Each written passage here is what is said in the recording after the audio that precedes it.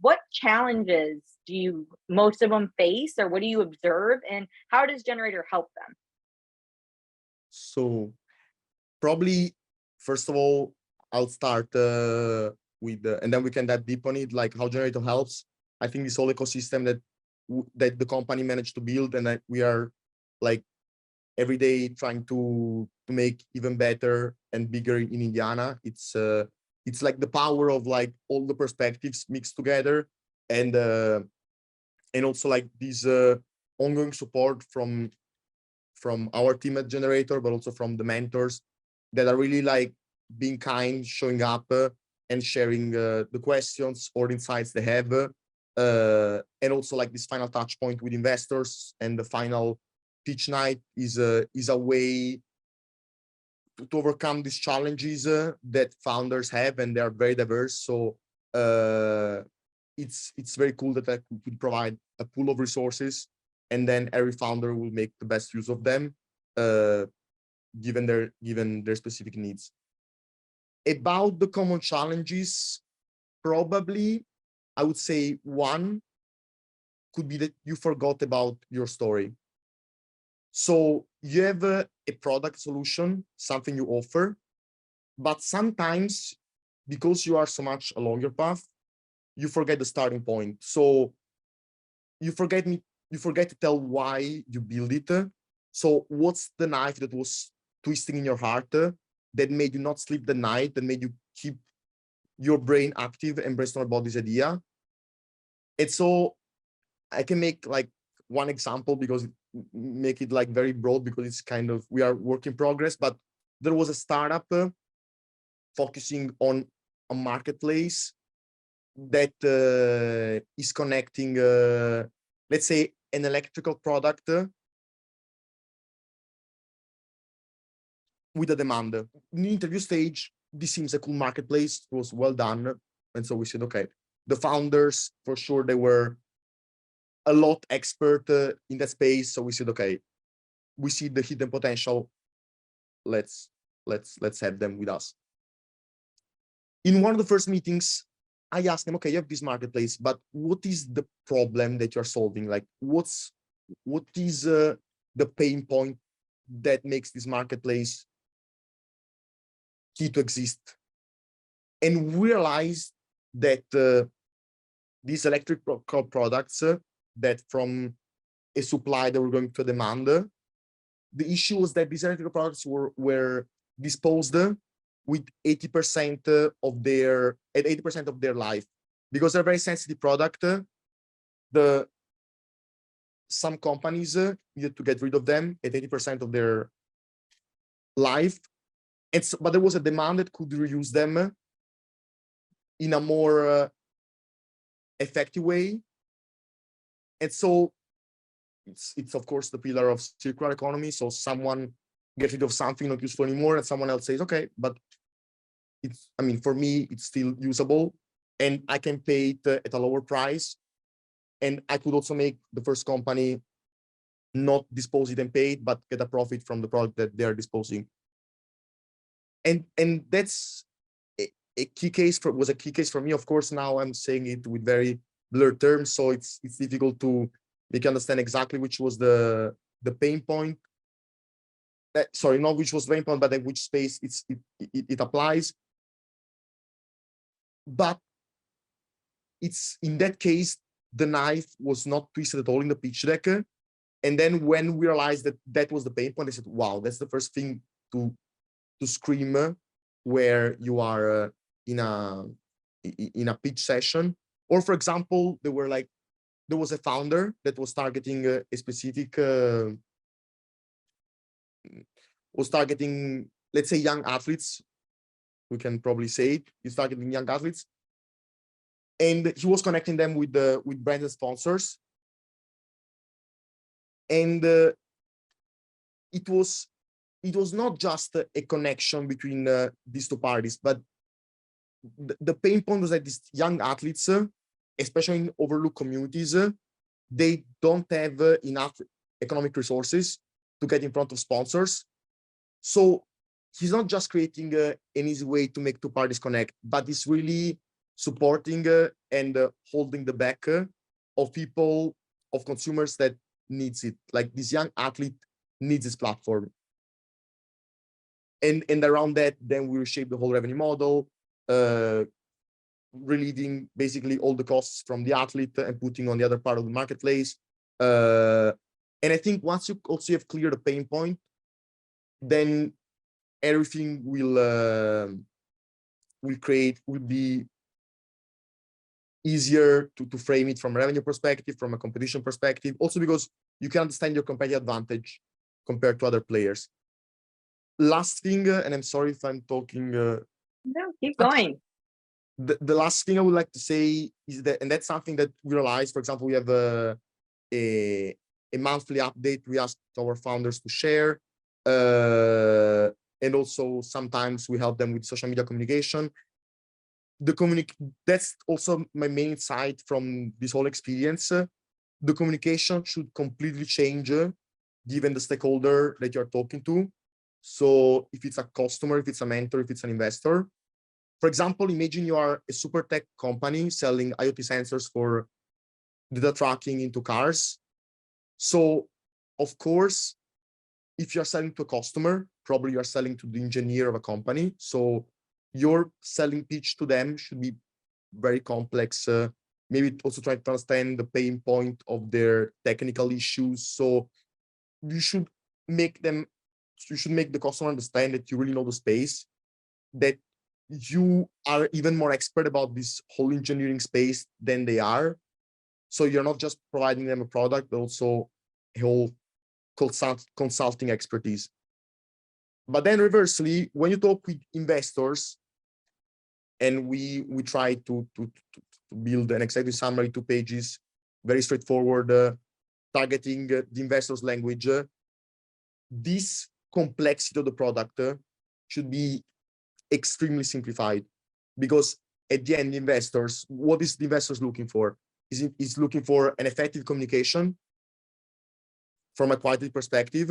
Then he's looking for clear KPIs that are showing from a quantity perspective where the company is at, and also the path and milestones for the future that is highlighted by your own goals, but also is highlighted by the market, and so the TAM, SAM, and SOM, the competition and the comparables, so other companies who had an exit before in your space.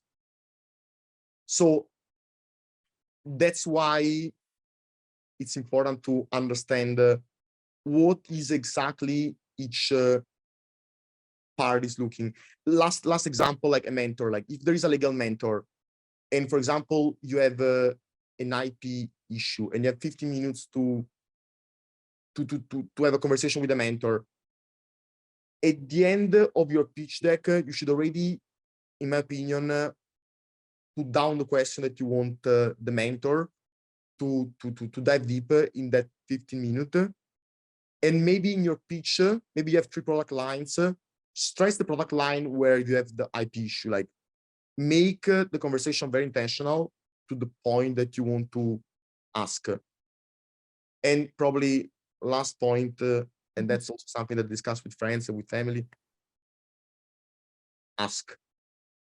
People, in interviews, I am more shocked in a positive way when a person asks me the right things, even more than when they tell me the right things. Like the questions are very important. So focus on questions. For me, it's key and core.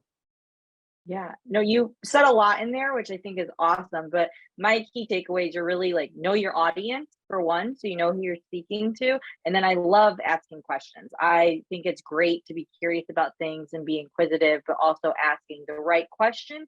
Because, like you said, that can mean more than just telling someone the right thing, but asking the right questions so someone can show even more to your audience. So that's awesome. That's great that you guys are helping startups with all those different challenges and to be better. Now, you've mentioned mentors a couple of times now. So what role do the mentors play with Gener8tor, and how do they contribute to the success of the startup?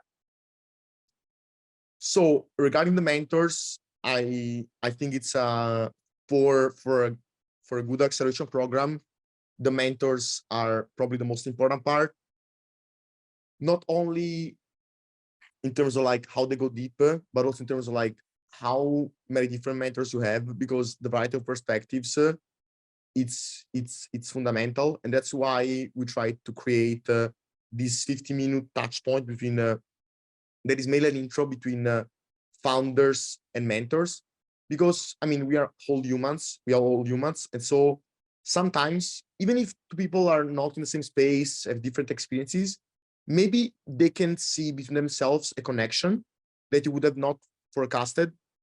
I remember like one clear example that always makes me smile. I had actually a friend of mine, more than a mentor, that said, "You have a great sales expertise, great branding expertise. I think you should join our mentors worms."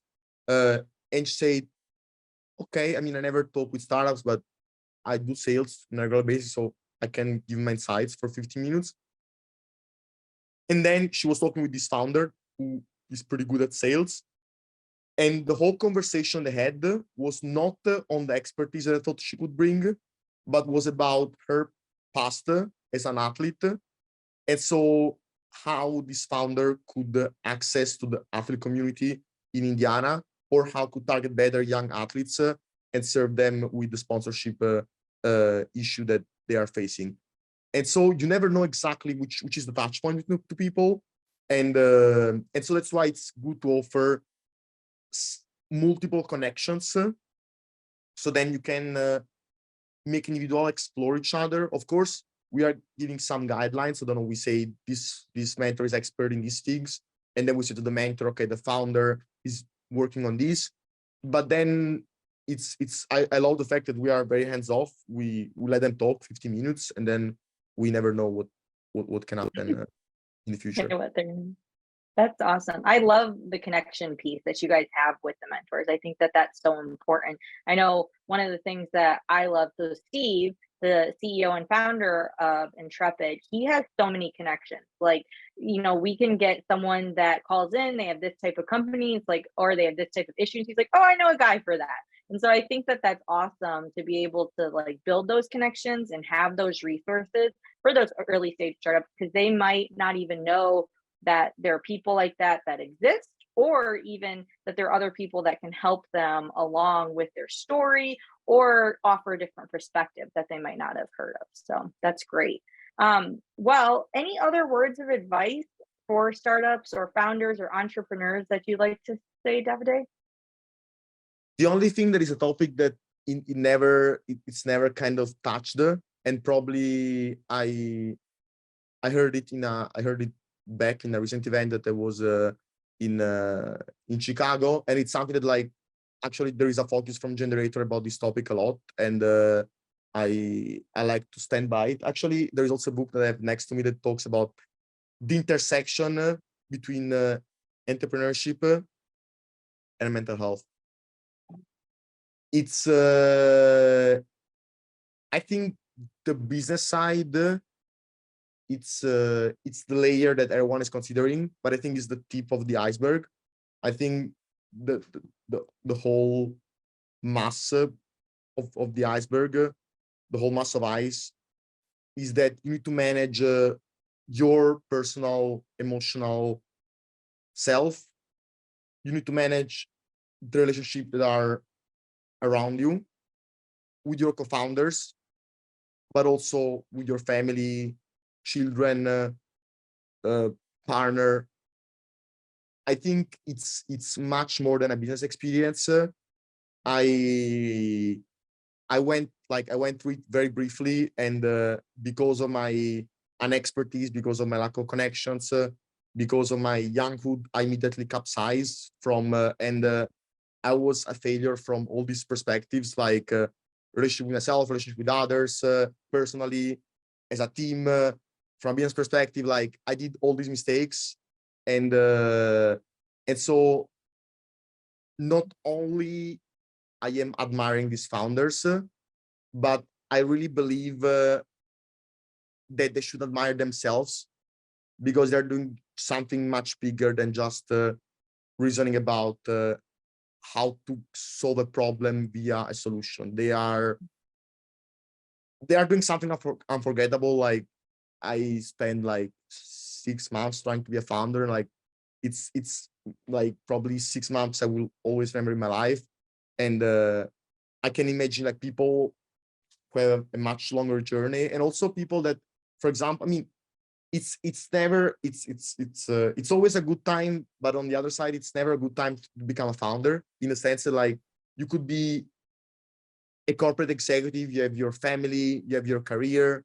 So why would you start to kind of to step down from your path managing 50 people, 60 people, and in a huge corporation with all the perks and benefit, and managing something, trying to create from scratch, not even managing, trying to create from scratch something super small that nobody at the beginning stage cares about. I love that. I think mental health is so important, especially to talk about with entrepreneurs and founders, because you have to have that support system, and also the support of yourself and the belief in yourself, to make sure you are able to go on your journey. So thank you so much, Davide.